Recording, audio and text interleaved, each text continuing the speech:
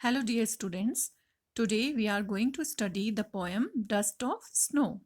The poem is composed by Robert Frost. Dear students, before getting into the poem, let me introduce the poem Dust of Snow.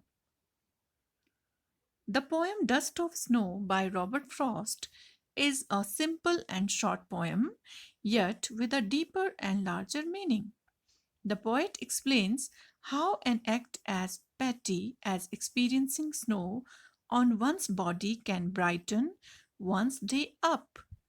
The message of the poem is put into verse by Robert Frost like this: always, always a larger significance. A little thing touches a larger thing. So let's find out that little thing that touches a larger thing. Okay, now, dear students, here first of all I will recite the poem, the stanza, and then will explain it to you. Now, let's see the first stanza of the poem. The way a crow shook down on me the dust of snow from a hemlock tree. Now, dear students, let's see the word meaning too. Here, the first word is shook. Okay, and shook means shake. Okay, it is the past tense of the word shake. Next is hemlock. Hemlock is a poisonous tree with small white flowers. Okay, now let me tell you the paraphrasing of this stanza. Please listen to me carefully. The poem is set in a scene where the poet is in a bad mood. Okay, he is in a bad mood and is walking by a tree. As you can see in the picture, the poet is standing under a tree. A hemlock tree. The tree is known as hemlock tree. Hemlock tree is a poisonous tree. Okay, and it is known for its poison. As he passes by, he means poet, a crow happens to throw some snow dust on him. Whether it falls on his head or shoulders is unknown, as there is no specific mention in the poem. Also, the readers are left in doubt about the bird's specific action. Whether the crow was landing, shivering with cold, readjusting itself on the branch, or taking off, it happened to send some particles of snow upon the author. Here, the two agents of nature, the hemlock tree and the crow. The hemlock tree and the crow. These are the two, aspect of nature. And the hemlock tree and the crow are signifiers of sadness and gloom, just like the poet's mood was in the opening scene. Okay, now here the both agents are here in the opening scene of the poem. Now let's move on to next stanza. Has given my heart a change of mood and saved some part of a day I had rued. Now, dear students, rude means held in regret. Means his day was bad day and he held the day in regret. Now, for reason unknown, the author was having a terrible day. Okay, terrible day, and but the falling of the snow on his head lifted his mood instantly. Means that particle of snow, it changes the mood of the poet. And he had already spent his day in a bad mood, but the rest of it was saved by the crow and the hemlock tree, as the poet says here, that and saved some part of his day. He had rude. Rude means as he was very sad and he was cursing himself for spending a rude, we can say a bad day. Okay.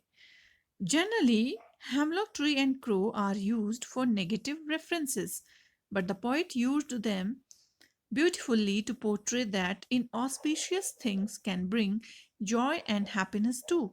One must not take things for granted and should be open and accept whichever way the nature chooses to bless us. Okay, and here the poet is blessed by the two negative aspects which are considered negative by the human beings, the crow and the hemlock tree. Okay, these both saved the day of the poet, means changes his mood.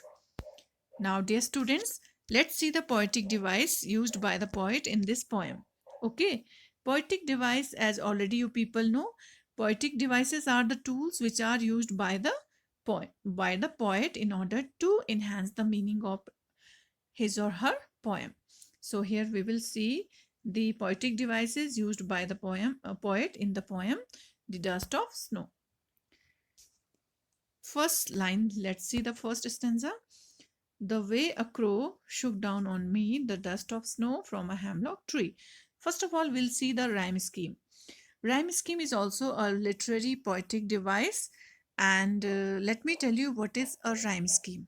A rhyme scheme is the pattern of rhyming words at the end of the poem.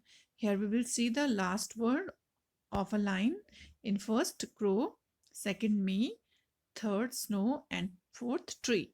Now, to give the rhyme scheme, first of all, we take alphabet A. So, crow will take A. If me is rhyming with crow, then it will take A, otherwise B. Me is not rhyming with crow, so it will take B. Snow. Snow is rhyming with crow, so snow will take A. And tree is rhyming with me, so it will take like me B. So now we will count the alphabet together. The rhyme scheme becomes AB, AB. Okay. Now, next poetic device used by the poet is assonance. Dear students, assonance is the, when there is vowel sound is prominent in a sentence, that is called the poetic device assonance. And here in this line, you can see the O vowel sound is prominent in this line, shook down on me. Now let's move on to next stanza. Here, first of all, we will see the rhyme scheme again. For that, we will see the last word. First line is heart, second mood, third part, and fourth root. Now heart will take A.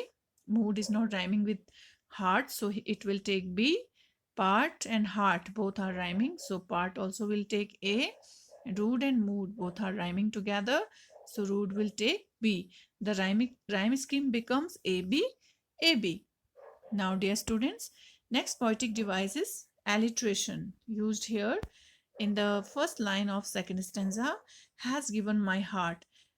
Here, the consonant sound h is repeated. Alliteration means repetition of the consonant sound in two and more consecutive words. And here, has and heart. These are consecutive words, and here the h sound is repeated. Now, next poetic device again is alliteration in third line, saved some. Here also the sound s of S consonant is repeated in this line, saved some. So here also the poet has used the poetic device alliteration. Next poetic device used by the poet is here is enjambment. If we see the first stanza, there are no punctuation marks. Okay, in the first stanza, there are no punctuation marks.